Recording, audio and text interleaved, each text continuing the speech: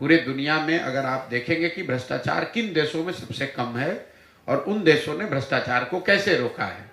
दुनिया में सबसे ईमानदार समझे जाने वाले जो देश हैं वो हैं Scandinavian countries, Norway, Sweden, Denmark. वहाँ पर सबसे कम भ्रष्टाचार है। उन देशों में भ्रष्टाचार को कैसे रोका गया? उन्होंने 4 चीज किए। पहला, ईमानदार जनप्रतिनिधियों का चुनाव होना चाहिए। अगर आप गलत आदमी को चुनेंगे, आप चोर को, बदमाश को, डकैत को अगर आप चुन कर लाएंगे तो स्वाभाविक तौर पर वो चोरी तो करेगा ही करेगा। अच्छे जनप्रतिनिधियों का चुनाव। दूसरा, सत्ता और संसाधन का विकेंद्रीकरण। सत्ता और संसाधन दोनों का इतना केंद्रीकरण कर दिया गया है कि 5 ही आदमी पटना से बैठ के निर्णय लेता है कौन योजना बननी है, कौन योजना रुकनी है, कहाँ पैसा जाना है, कहाँ पैसा नहीं जाना है। इसीलिए आप हर जगह सुनते हैं भैया बिहार में बड़ा अफसरशाही है।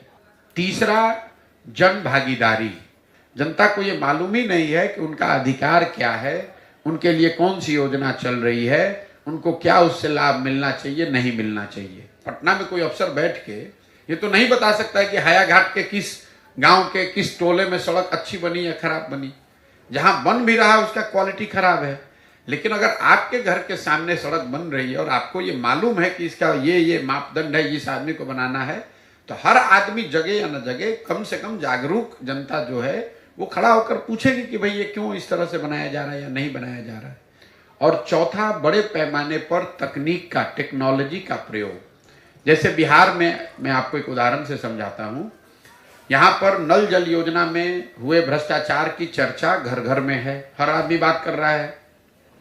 नल जल योजना को बनाते समय जो ये इतना हजारों करोड़ रुपए खर्च किए गए, अगर योजना को बनाते समय उसमें एक टेक्नोलॉजी का प्रयोग किया गया होता, स्मार्ट मीटर लगा दिया गया होता, तो पटना से बैठकर आप ये देख पाते कि कब मोटर ऑन हुआ, कितना पानी डिस्चार्ज हुआ, कितना पानी लोगों को मिला और कितना पानी बर्बाद हुआ। अगर आपने उस तकनीक का उपयोग किया होता तो आपको गांव-गांव में पूछने की जरूरत नहीं थी कि योजना चल रही है कि नहीं। पटना में बैठा हुआ एक कंट्रोल रूम बता सकता था कि आज कितने नल जल योजना में सुबह में 8 बजे मोटर चालू हुआ, कितने जगह मोटर चालू नहीं हुआ, कितने जगह पानी कितना डिस्चार्ज हुआ।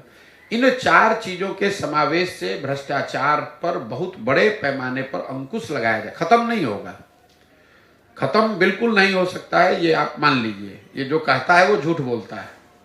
लेकिन इन 4 चीज को अगर किया जाए, जनता ईमानदार जनप्रतिनिधियों का चुनाव करे, जो लोग सत्ता में आए वो सत्ता और संसाधन का विकेंद्रीकरण करें, बड़े पैमाने पर जनता को सरकार के निर्णयों में, योजनाओं के बनाने और क्रियान्वयन में शामिल किया जाए और तकनीक का उपयोग हर स्तर पर किया जाए, तो बिहार में भ्रष्टाचार को कम किया जा सकता है।